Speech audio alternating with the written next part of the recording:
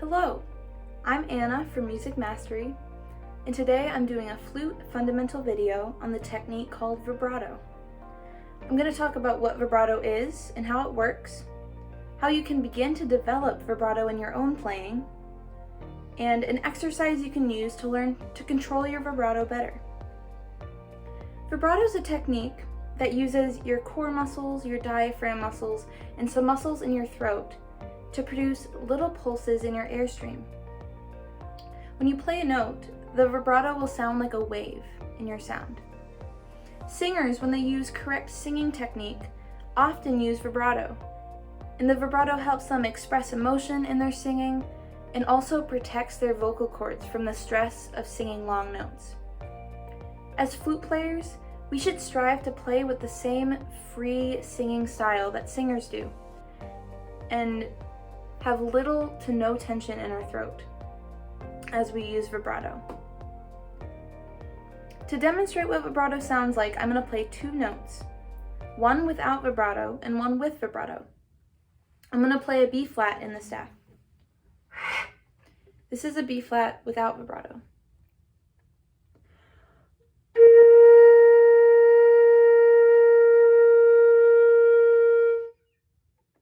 Now this is a B flat with vibrato.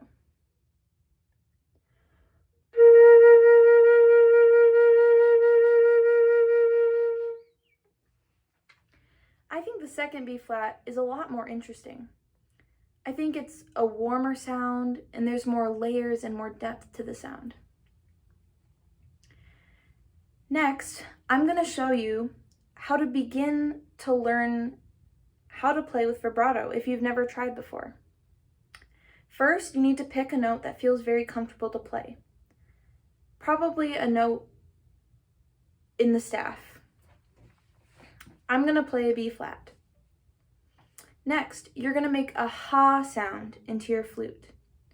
Now, when you make this ha, you're going to tighten your core muscles just a little bit so you have a nice full breath of air. Ha, ha.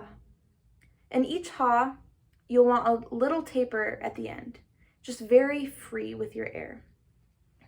This is what it will sound like in the flute.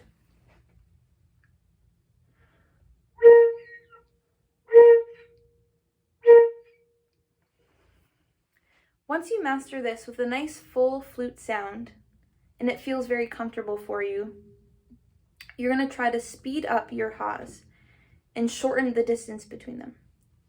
I'll demonstrate.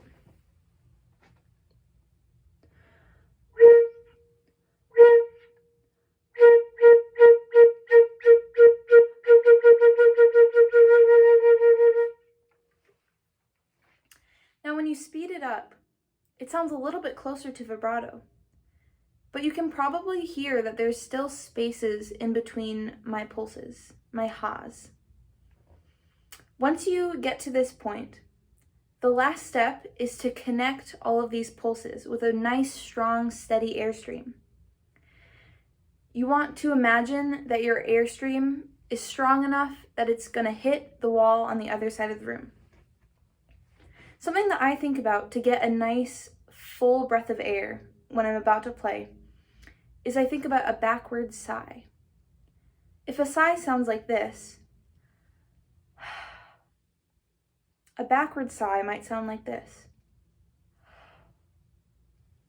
Doing this opens the back of the throat, which allows you to get even more air, so that you can have that nice strong airstream that's going to hit the back wall. So thinking about this will help you to connect these pulses when you get to this stage. I'll demonstrate that will sound like.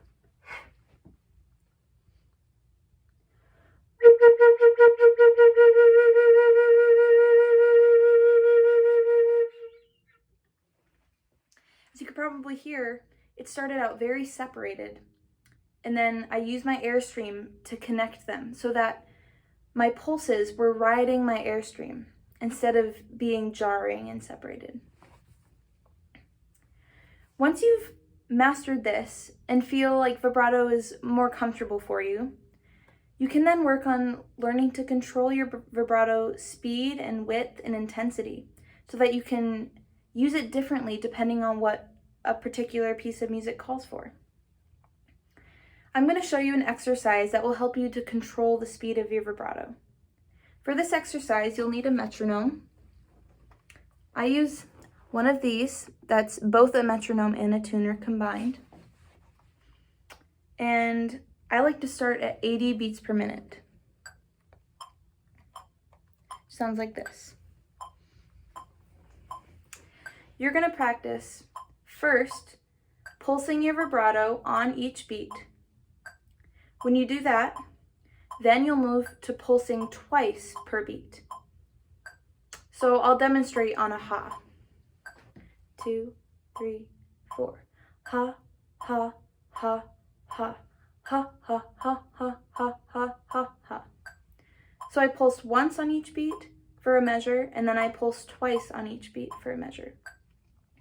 Once you feel comfortable with this, you can then move to 3 times per beat and even 4 times per beat.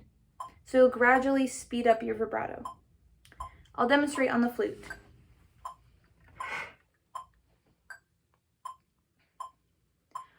One, 2, 3, 4.